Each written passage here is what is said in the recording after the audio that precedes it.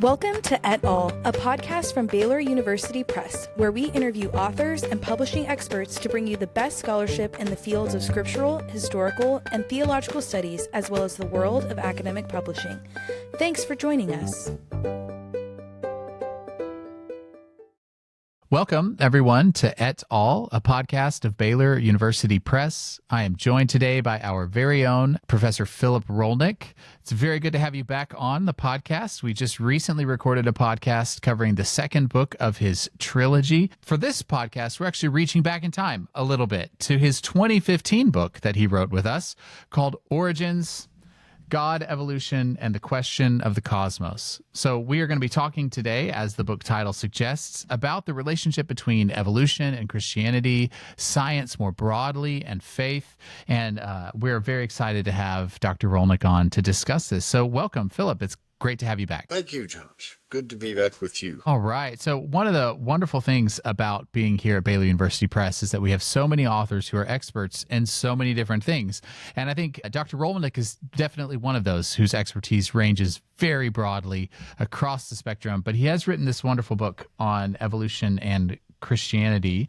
So let's just kick this off because it seems like, we live in a time of seemingly endless scientific discoveries, things being discovered every day, new advances, artificial intelligence, all this kind of technological things happening all the time. So it seems like that's very limitless and that the possibilities are limitless. But you very quickly in this book draw attention to some of the limits of science. I think one way of maybe describing what you're doing here is to suggest that what the book is really trying to do is to chart a path between kind of two fundamentalisms, a scientistic one on one side and a religious one on the other. Could you describe those two fundamentalisms? You use that term, and how can we find a way through it? Well, great question. Both of those are ways of approaching truth that are just too narrow for what the whole range of what it means to be human is. So in scientistic, the only thing that counts is science. If you reduce everything down to science, then all you are is a mass of electrons and protons, and you're part of an evolutionary accident, and there's no real purpose to your life. I had a colleague once tell me that, and I said, please do not go home and tell your wife that. And that there's a kind of an absurdity in this that we know because of the reality that we know that our relationships are real. Our attitudes are important. It's not just the physical that's important. There's so much more to it. And there's a way that talking about beautiful music, there's a way that beautiful music transcends the physicality of the music. That's why we love it. It's reaching for something beyond, and it gives us a hint of it. Same thing with beautiful architecture. Even a beautiful movie, the great American art form, does wonderful things. I'm a big fan of movies. People are talking about icons. I like icons too, but there's something lovely about a beautiful movie.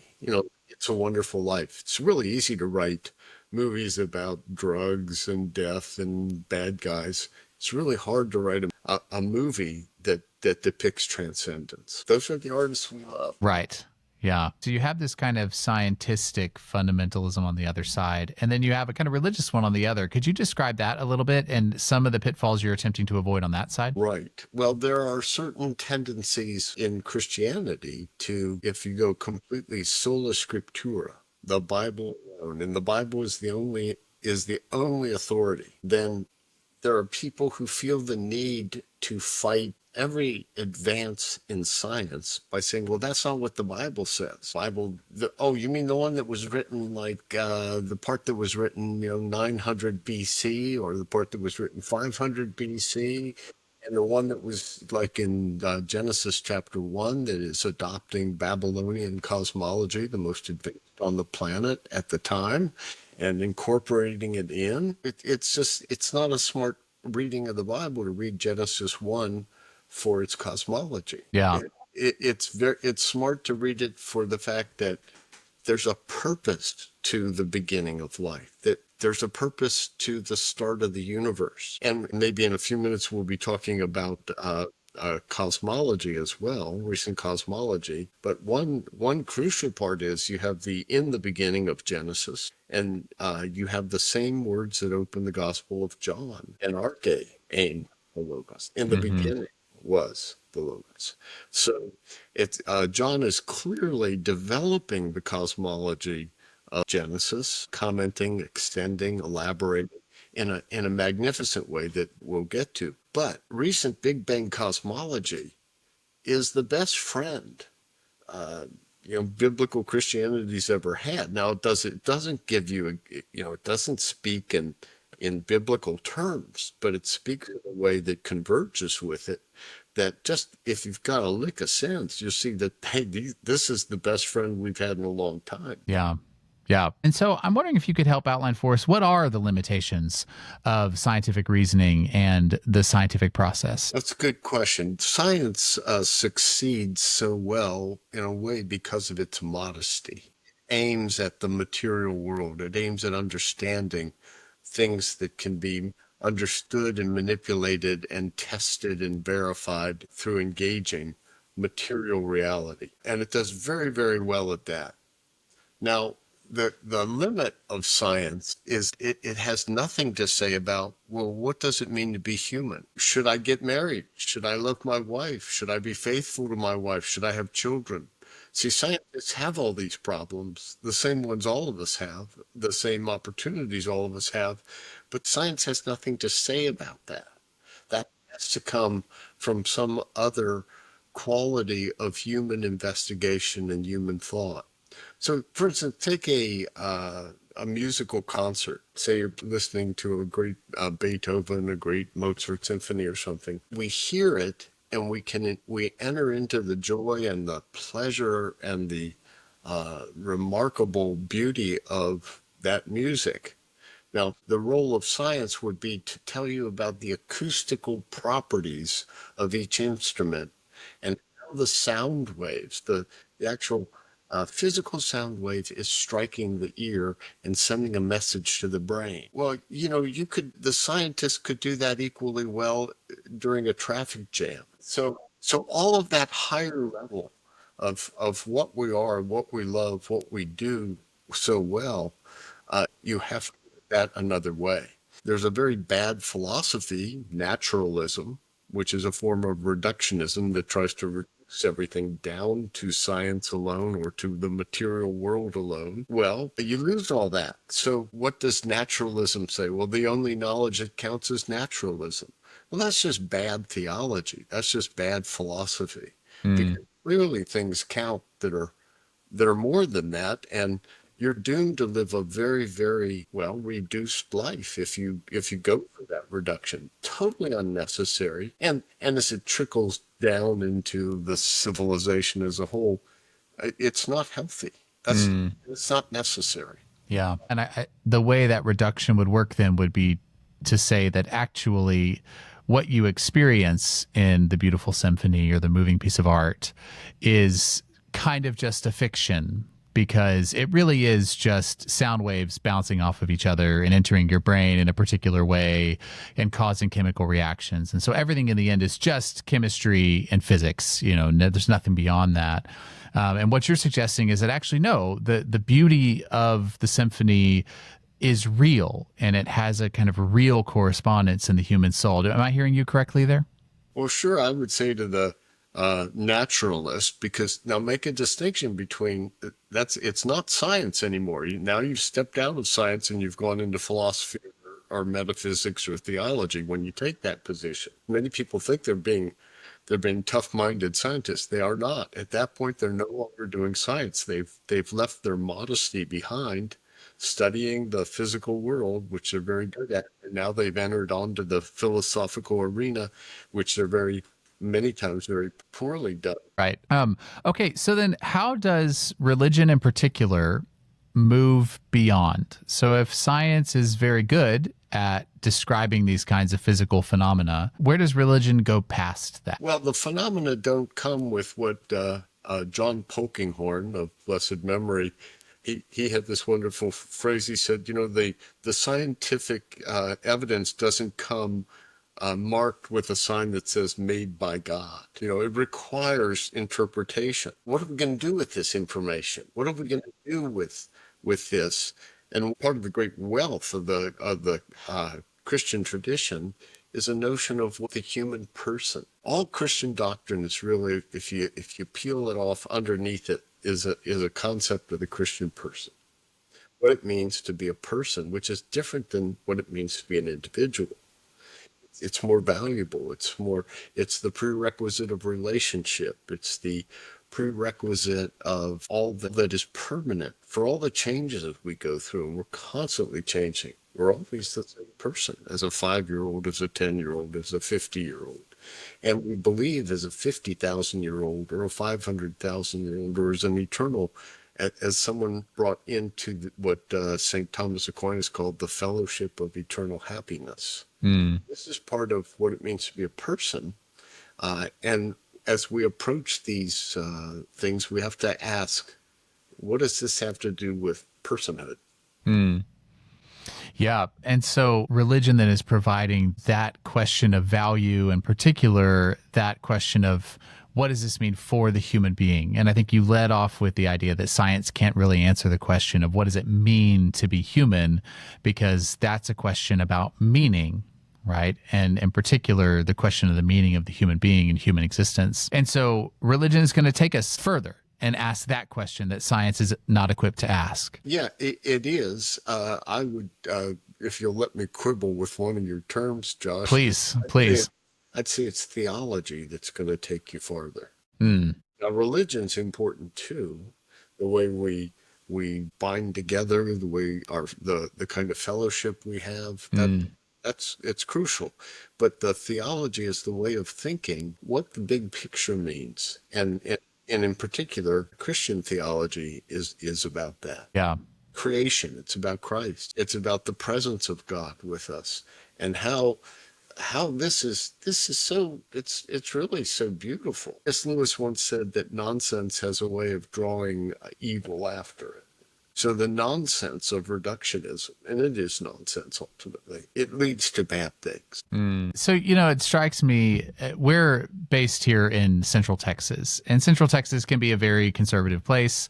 And this question in particular of evolution has been in religious circles here in Central Texas, basically neuralgic for a long time. There's been a very real sensitivity and real angst over this, both politically, in terms of public schooling and how the education system works, and certainly religiously in terms of how the Bible is read and taught. It seems to me that one of the things you're trying to say here is that some of that neuralgia, some of that sensitivity is probably maybe a bit unnecessary. Is that right? So could you help sort of disarm some of that kind of angst for us today? Why do we, as if there are Christians listening to this podcast out here who feel that real sensitivity, why is that not entirely necessary for us? Well, that is what the first, I think, 6 chapters of Origins addresses. We'll talk about those 6, and we'll try to get as much of that, the answer to the anti-neuralgia, as you put it so well. It's understood because evolution has given those who wanted a tool to whack Christianity, it has given them a good tool to do it. So that needs to be said. And then these famous atheists who take evolution as a tool against Christianity, they get to laugh all the way to wherever they're headed when fundamentalists tried to argue the case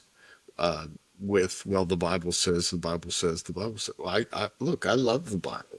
I read all the time, every day, but I don't want to give it away. But I think that one has to take the meaning of the magnificence, the glory of Genesis chapter 1, the inspiration of chapter 1, but you don't have to take the Babylonian science. And I much prefer Big Bang cosmology to it. Now, let's go back to evolution, since that seems to be the one that, as you're pointing out, is the problem in Texas and really all over the world. And that's why I started the book with evolution, because Big Bang cosmology is kind of a victory lap for us. It's so friendly to theology, which we'll get into in a few minutes. And I thought, let's take on the toughest part first. So what I tried to do was show how each part of evolutionary theory, which starts off looking like a threat, if you interpret it the right way, ends up being an advantage for theology, for Christian faith. Yeah. But, Paul said, when I was a child, I spoke like a child, I acted like a child. But now we're an adult, we want to do adult things. Evolutionary biology, which has mountains and mountains of verified evidence and armies of biologists in support of it, it's not a good strategy to attack it. You're going to lose if you do, or you're going to push yourself into a narrow little corner. Let me say that I agree with maybe some number, 85% of what fundamentalists say and think. So they don't have to understand science. They don't have to understand, uh, but millions and millions of people want to. And millions and millions of people want to understand how they can have both Christian faith and science. And that's the point of Origins, how you can do that. You highlight 4 challenges, and I don't want you to answer all of them here because I want to leave our readers something they need to discover in the book. So, but maybe you could just walk us through what are the 4 challenges that evolution creates for Christianity, and then we'll take one of those and we'll drill down and see how that isn't actually an obstacle. Right. Well, let's say, or call it fundamentalist if you like, is that God creates every species. Now, there's a problem with that. It turns God into a kind of a celestial micromanager. Did God create mosquitoes? Did God create bacteria? Now, the evolutionary way is to say that there is a 3.45 billion year development. Evolution is a developmental science. So it's a historical way of looking at biology. Evolution is not a way of looking at the creation of the world. That's people often confused about that. It's got nothing to do with in the beginning God created. Evolution doesn't start there. Evolution assumes you have a universe and a solar system and a planet that's cool enough to have life. So it starts there. But it's a long story. 3.45 billion years ago, you start with single-celled bacteria. How do you go from single-celled bacteria to Josh Mobley? How do you get there? Or from single-celled bacteria to a horse or to an oak tree? That is such a magnificent achievement, first of all, that you don't have to look at that as like, oh, that's bad for, no, that's beautiful. It's a beautiful, beautiful development that tells you that this whole system was designed to be growth oriented. Now, if you assume that the whole system of living things had to be created 6 days exactly, boom, and then everything's in place. Well, that's so easily falsifiable scientifically now. I mean, you just get an eye roll if you talk to a biologist about this. But if you look at this absolutely magnificent development of living things and how it has evolved and the beauty of how it has evolved, then you can see that the story plays into our hands in a really lovely way. The biologists will say, well, you've got 3 things. You've got random mutations. Doesn't look like God there. Okay. Well, okay, hold on. Random mutations, natural selection, which judges those mutations as is it fit or unfit. Only what is fit will work in the system. So part of what evolution correctly says is that it's about getting your genes into the next generation. That's what survival of the fittest, that famous phrase, really means, not just living in this moment, but getting your genes into the next generation.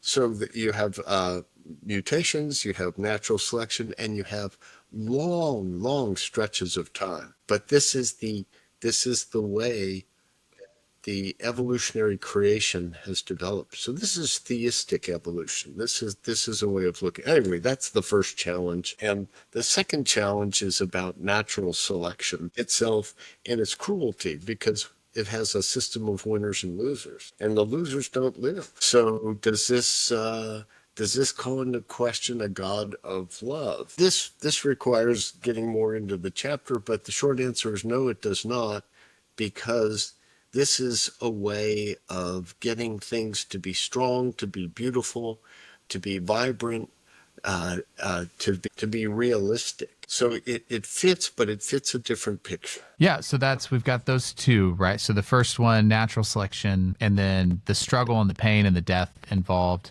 And the second one then would be that the struggle and the pain would not only seem to call into question whether or not God is love, but it also seems to call into question the goodness of creation itself, right? And the goodness of the Creator. Yeah, that's right. And then lastly, as you bring up in the book, there's also the question of human uniqueness, right?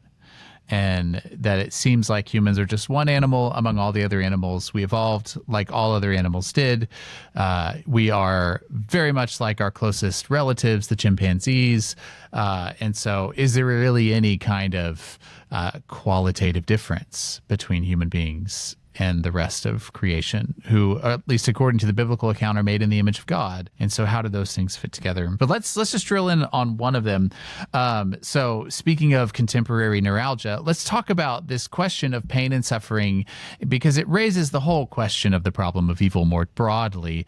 And how then could we square this evolutionary account of the development of species that involves so much suffering and death with Christian commitments about a good God, a loving creator, and a good creation? Well, that's a tough question, but the right question. So let's go right at it. First, let's talk about suffering. No creature suffers just constantly. I suppose there could be some creature could be born and that's all that happened. And death is a stop order on suffering. It's what the stockbrokers would call a stop order. You can only lose so much, only suffer so much, and then death becomes a kind of a mercy, because your pain can never be infinite. There's an end to it. And Darwin actually writes about this, and he says, "Oh, sure, there's suffering," but he said most of the time what you have is animals aren't suffering. They're joyfully playing with each other. They're jumping. They're flying. They're seeking food. They're finding food. They're doing quite well. Most of life is not just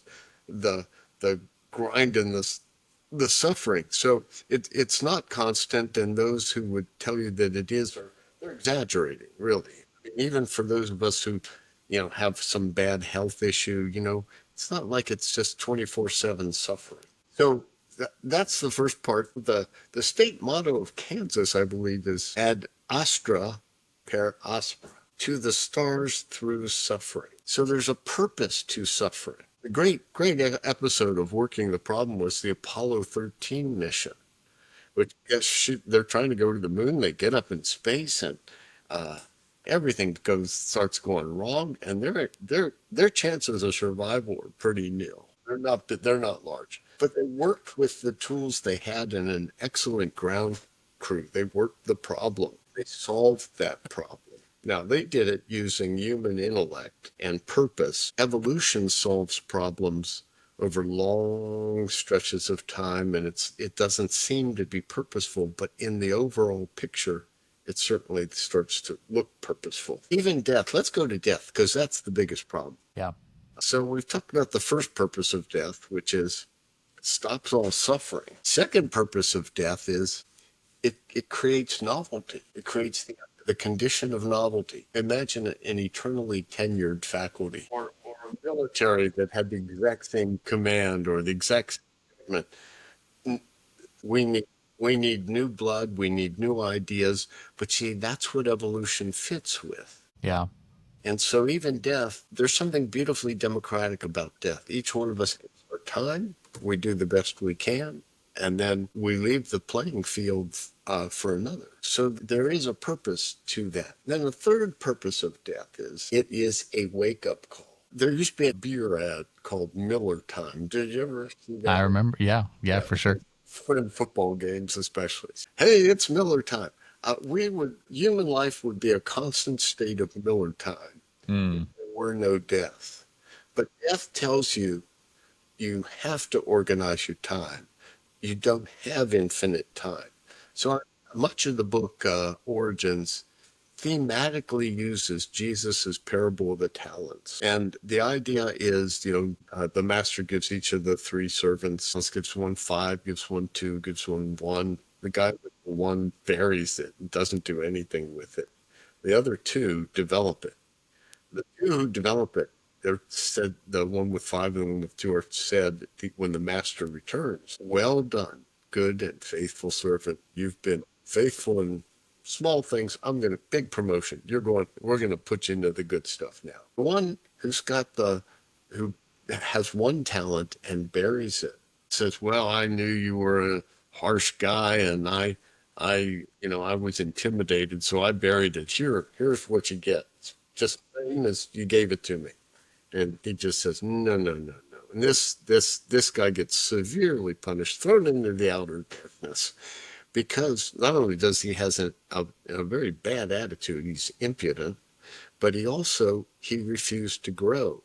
And see, that's why the parable of the talents is a perfect evolutionary counterpoint, because there's a demand for growth in Christ's gospel, just as there's a demand for growth in evolutionary biology. So the fact that each of us is going to die tells us, okay, just like in the parable, the master returns and demands an accounting. Okay, so I have to do something with time. I don't have infinite time. Yeah. And finally, even the fact that the Son of God is willing to be part of the democracy of death. That's the final word, that he'll enter into it and overcome it on our behalf. It's basically a call for courage. It's a call for action. It's a call for development and thought. So if the evolutionary world were so severe, if the evolutionary world just didn't respond to our efforts, then it wouldn't make sense. Or if it were so severe that we tried and there was no possibility of succeeding, then it wouldn't make sense. But if it's set up as a challenge that will respond to intelligent human effort, then it makes sense. As well, Yeah. Those are some of the general principles, but there's three others. Okay, so the first common way of defending the righteousness of God, which is sometimes called theodicy, in spite of evil in the world, is this. It's called the natural process. So if you want to have gravity, then you can't suspend gravity every time your 5-year-old son is about to fall off a little ledge and seriously scrape his knee or break his foot or something like that. That picture is childish. So I refer back to Paul. When I was a child, I spoke like a child and I thought like a child. Okay. But what does that child learn by climbing onto a height? There's a meaning of height. Learns the meaning of height, the joy of getting up high, the joy of climbing, the joy of getting into a tree and succeeding. But if he falls, he also learns a different meaning of height and the danger of height. We have to have both. We have to have heat that heats our home, but also if it gets out of control, it hurts us. So you have to learn the controls. And so that's the argument for letting the natural processes. Should God intervene every time there's going to be an earthquake? Well, if God did, then we'd never learn advanced building skills. So this is part of what evolution forces you to learn. Okay, so that's the natural defense. But the second one is the free will defense that most Christians do know, which is that a lot of evil occurs because people do bad things. Now, when somebody does something bad to you, especially if they do something bad physically, you suffer the physical pain, but you also suffer a kind of moral outrage. Because something's really wrong here. Yeah. So if we took away human freedom, there would be nothing left that we could call human that would matter. We have to have it, because you can't have love if you don't have freedom. All of what really matters in our human personhood is at stake in the freedom.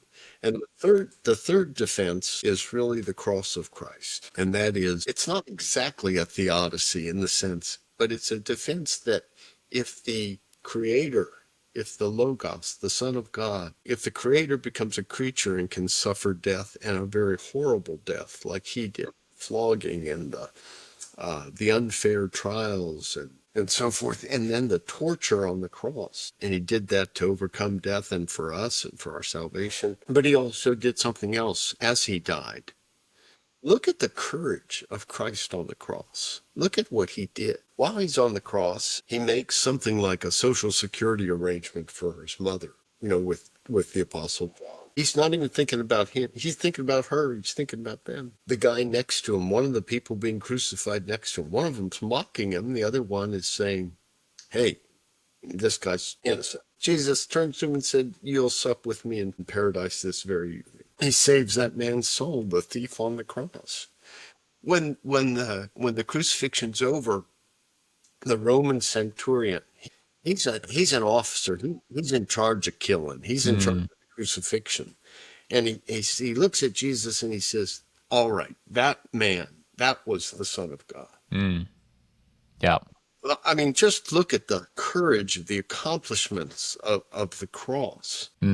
In that sense, in addition to the salvific import. So when we have to suffer, or if we have to die, we can look at the cross, and millions and millions and millions of people have done so. They look at him on the cross and they say, if he could do that, I can deal with what I'm dealing with. Yeah, and that's a rousing call to return to the cross of Christ as our kind of place of center, even in a text or a book that doesn't necessarily seem to be about the crucifixion, but it's certainly an important place to return. So as you're talking through these are all responses to the challenges that evolution has thrown up, and you just rounded us out with these 3 responses to the problem of evil more generally. But your book is not only defensive. You're not only giving us responses, you're actually talking about ways that actually this kind of scientific discoveries have in fact aligned with the faith that we have received. So could you talk about that a little bit? What are the convergences between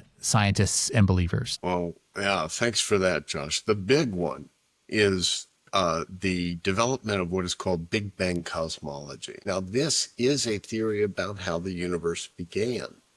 Now, if you go back like before 1900 or so, all through the 19th century, 1900, there was no strong theory of how the universe began. There were some who said, well, it was eternal. It was just past eternal. It was always here. Or some who, that was probably the majority opinion among scientists. Now, the Jewish Christian belief is that in the beginning, God created. So we have a beginning of the universe. Well, Big Bang gives you a scientific beginning of the universe. That has such a massive convergence. A Big Bang really got solidified in 1965 with the discovery of the cosmic microwave background radiation. And the guys who discovered it won the Nobel Prize. Well deserved. But Big Bang went from an interesting theory to a virtual certainty. And interestingly enough, the first person to publish on what is now called Big Bang theory was a Belgian priest and physicist, a guy named Georges Lemaitre. Who was also, he and Einstein knew each other. There's a famous picture of the two together. And Lemaitre and others pointed out to Einstein that his 10 famous equations, most famous of which is E equals mc squared, imply an expanding universe. Well, if you have an expanding universe, then theoretically you could rewind the tape. So you go back in time, in space, in time, in space, in time, in space, and pretty soon, eventually you run out of time, you run out of space, and that's what physicists often call T equals 0, the moment of the Big Bang. Yeah. Big Bang is so beautiful because people often think, well, that's when matter comes in, things start to exist. Oh, it's space, time, energy, and matter all come together. And in this moment, and science cannot quite penetrate to that moment of T equals 0. Yeah. They can get very close, but the mathematical regressions only go back to like 10 to the minus 43rd, which is really tiny. Yeah. But what they call Planck time, but it can't get all the way there. This is kind of a great moment for theology, that science and the scientists, they hated the Big Bang when it first came about. And many of them still do, and they're trying to get out of it.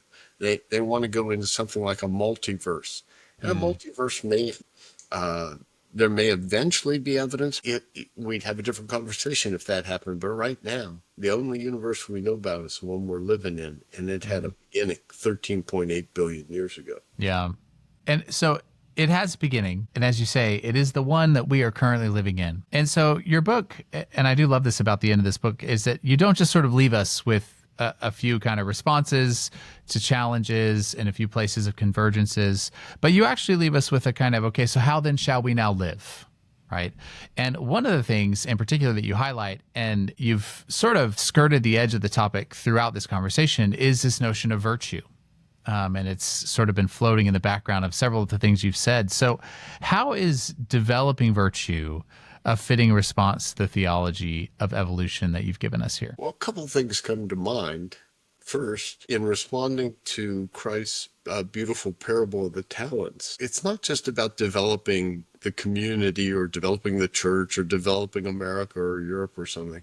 It's about developing ourselves as well. It's both. So that's where we want to develop character, virtue. It's a response to the grace of God, the grace of God given in creation, the grace of God given in Christ, the grace given in the presence of the Holy Spirit. So what are you going to do? Well, let's develop. So Aristotle and later Aquinas very clearly referred to what's called developing a second nature, getting a character that's so reliable, it's so dependable, that it imitates nature, because nature doesn't change its patterns. But you want your inner patterns of virtue, including prudence, which is really best understood as practical wisdom, courage, justice. The fourth, temperance, best translated as self-mastery. All of these are fitting human responses to what God has done, because I don't think our Father just wants us to sit around and, thanks for being saved. Thanks for being, I'm so glad I'm saved. No, you're supposed to do something. Sometimes it's called sanctification or theosis or this sort of thing. But this kind of developing a second nature, I thought was a proper response to a book that deals with nature and theology. And one other thing I'll say about it, Josh, and that is that developing virtue is a refutation, a living refutation of naturalism. Because you can't do it if you're a naturalist, because the virtue, particularly the first one of prudence or practical wisdom, it depends upon truth and it depends upon goodness. You want to know the truth of a situation. You say, well, this is a situation. This is what's good. This is what's bad. This is what's wrong in it. And then you want to make the good happen. That practical, this first virtue does. The mother of virtues, as Joseph Pieper calls it. If you don't think there is such a thing as truth, and you don't think there is such a thing as goodness, or you think that these are all subjective or relative, you can't really do these virtues. Yeah. One of the reasons why I thought it was so interesting to end with this analysis of the virtues is that the development of second nature in many ways mirrors the development of nature, right? So you have this nature developing over millions and millions of years, and it's developing through struggle and through effort and through sometimes trial and error and oftentimes through difficulty and pain in order to come up with this refined life forms that we see today. And that really mirrors the account of the virtues given in both Aristotle and Aquinas, where you have to develop these habits, and you develop these habits by effort and struggle and practice, right? And it's over the course of doing that you attain a second nature. And I just think that that's such a lovely kind of parallel there. And it really, in a beautiful way, maps on to the differences between science and theology, where if science can tell us about this development of nature, theology can tell us about what it means to develop a second nature. and philosophy can do that in its own terms as well. And both of those things are, in a sense, beyond the scientific account of what nature is, because it's now into the realm of second nature, of what we can do beyond just the given natural order. And so I thought that was a really fitting way to conclude the book. And I think it might be a fitting way to conclude this interview. So, Dr. Rolnick, thank you so much for your time today. I really do appreciate having you on again to discuss Origins. Very much looking forward to having you on again soon to discuss the third volume in your trilogy. The second volume is coming out this September, this fall. We're looking forward to that. And then the third volume shortly after. So thank you so much. It's great having you on the show today. Thank you, Josh. Thank you for listening to Et Al., a podcast from Baylor University Press. We hope you've enjoyed today's episode. Make sure to like, comment, and subscribe to keep up with the latest from Et Al.